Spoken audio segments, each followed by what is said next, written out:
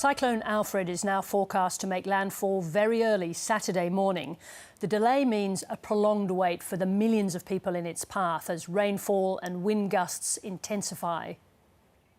But the western edge is already being felt on the coast, with giant waves being recorded at beaches and howling winds knocking down power lines. And now, as night falls, the uncertainty grows. Reporter Tom Hartley joins me from Brisbane. Hello, Tom. Can you tell me, Tom, Good evening, Sarah. How much are you feeling now, the first impacts of the cyclone? Well, Sarah, out on the coast, as you've seen from those pictures of that incredibly powerful surf and those storm surges already slamming the coast, I mean, that's what we're seeing, but we're not feeling that right now here in Brisbane and further inland. There's a beautiful sunset this evening, for instance, and if you were living under a rock, not watching the news, you'd be thinking, what cyclone? But it doesn't mean that Alfred isn't coming. It is on its way here, albeit at a really slow pace, that of a steady jog, for instance. But that's also part of the problem. It means that once Alfred crosses the coast at that really slow, steady pace, it's going to creep over southeast Queensland.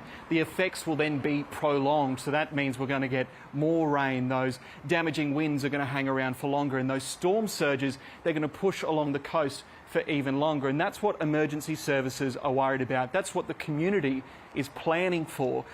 But when exactly will this thing cross the coast? We don't exactly know, and same with the damage, Sarah. We just don't know how intense Tropical Cyclone Alfred is going to be.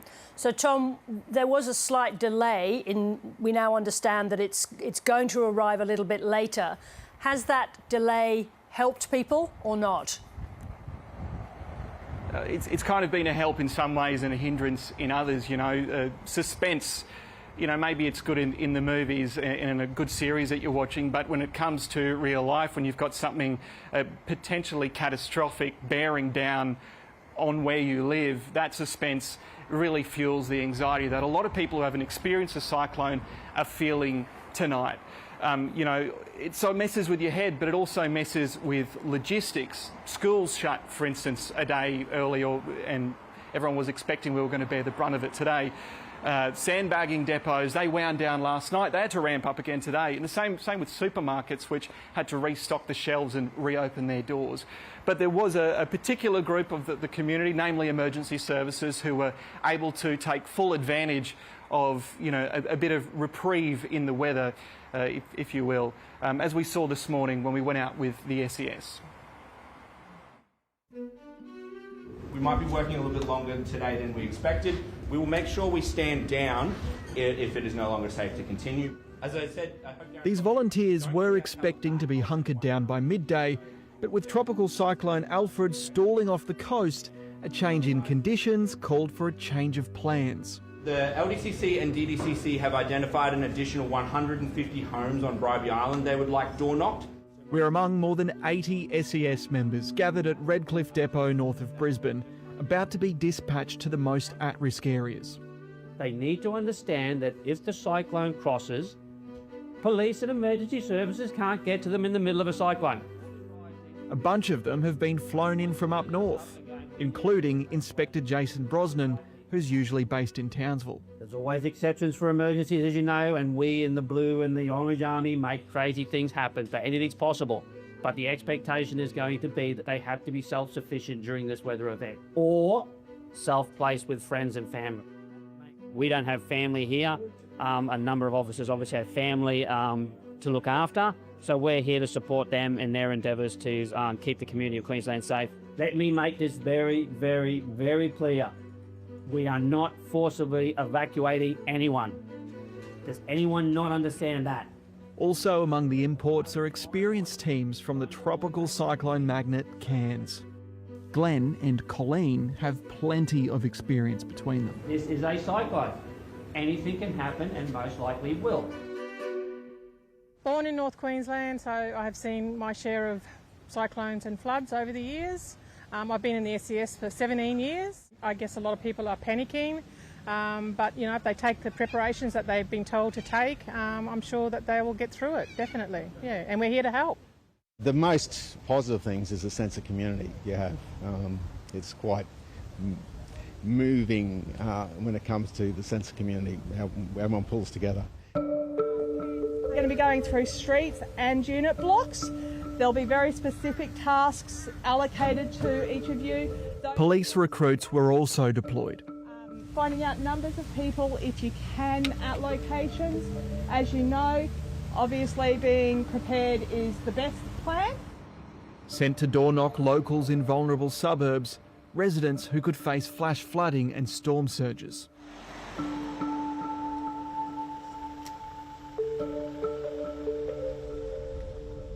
Meanwhile, most of the 80 and Orange were sent over this bridge to Bribie Island, a community halfway between Brisbane and the Sunshine Coast, home to 22,000. Here, it's starting to feel and look a little dicey. Someone asked me the other day, what am I going to do if I get washed out or get blown away? And I said, look, I'm just going to get me damn parachute, strap it on, pull the ripcord and float away with the wind. How about that for an idea?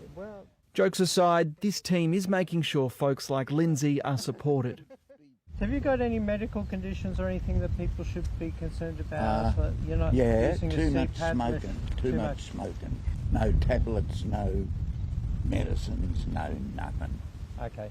And look, give me some comfort. You don't actually have a parachute in the house, do you? No, I've got to win lotto before I can get one. House by house, the crews keep checking, but many people have already left. If you are going to stay, make sure you know your neighbours in the area, but understand that... They've all gone. Yeah, understand you will be isolated. Yeah, that's right. Because roads will be cut, power could be out. Those like Debbie, whose home could flood, are being advised it's not a bad idea to go too. I'll just ask you to consider one thing. Yep. Property can be replaced. Oh, yeah. You can't.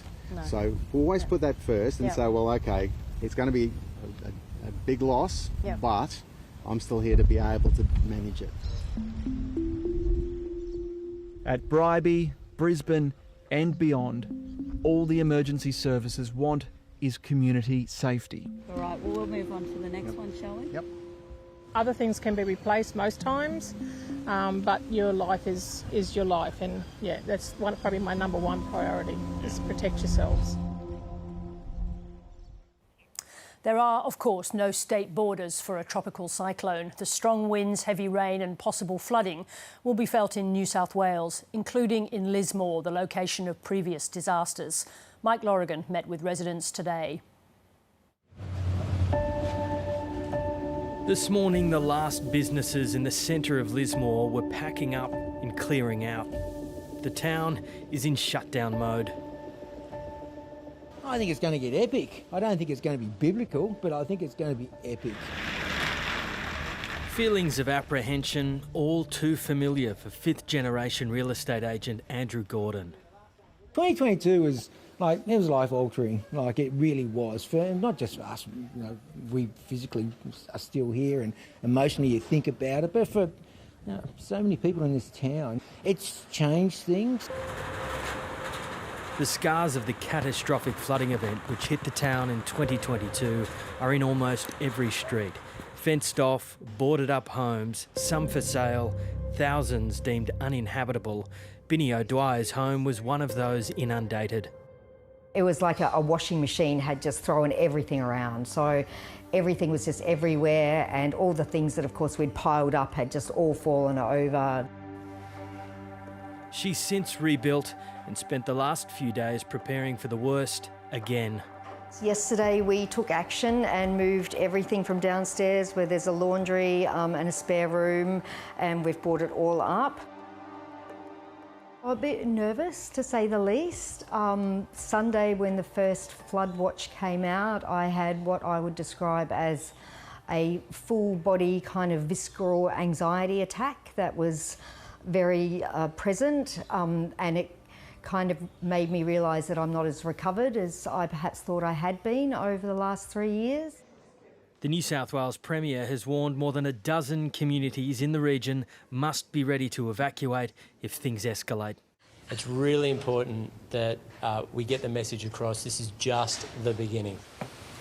Vinnie's hoping to protect her valuables, but if her property goes under, she doesn't have flood insurance and she's not alone.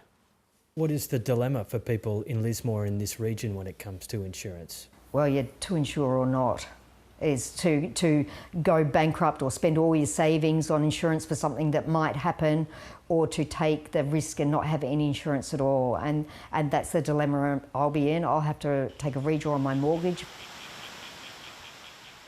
At the Channon, just north of Lismore, some, in more isolated parts of the Northern Rivers, are preparing to be cut off by floodwaters. Back in 2022, we lost all phones and internet connections and electricity. We had people that needed communication up and down our valleys, and we came very quickly to the conclusion that the CB radio is going to be the answer. Terrania base to all mobiles out there. Is there anyone out there that can give us any road conditions just to give us some updates? David Smith says this emergency radio network, which has up to 80 properties on board in the nearby valleys, will act as a last point of call to coordinate with neighbours and emergency services. The network comes into effect when all the phones and internet's gone down. When they get cut off with these floodwaters, they're cut off for 10, 12, 15 days. And they need to be able to communicate with the outside so that, their needs are met. Parts of Lismore are now preparing to leave, with emergency services warning a downpour may cut off evacuation routes tonight. It has many already thinking about life in Lismore after Alfred. I don't know what else to do, and I love living here. I was lucky enough to grow up in the 70s and 80s, and I saw the best that this town had. And I'd like to think that before I'm dead, we'll go back to that. And Mike Lorigan joins me now from the Lismore CBD. Mike, what's the latest on the ground in Lismore? Sarah, things are moving very quickly. Late today, 16 evacuation orders were issued for the Northern Rivers, for parts of the Northern Rivers for flooding, and the deadline is 9 o'clock tonight, so that is in an hour and a half. In under an hour and a half here in New South Wales. Those 16, of course, areas, they do include here in Lismore. The best place to find them is on the New South Wales Hazards Near Me app. But as I said, 9 p.m. tonight, and already people are leaving. These orders came in the middle of the night in 2022 for that catastrophic flood event, and authorities are getting on the front foot. There, of course, are evacuation centres. The biggest, the largest, most significant is here in Lismore. The Premier today, late today, said these evacuation centres are not a cruise ship, they are lifeboats, and is ordering, is hoping people go to friends and family first. Sarah?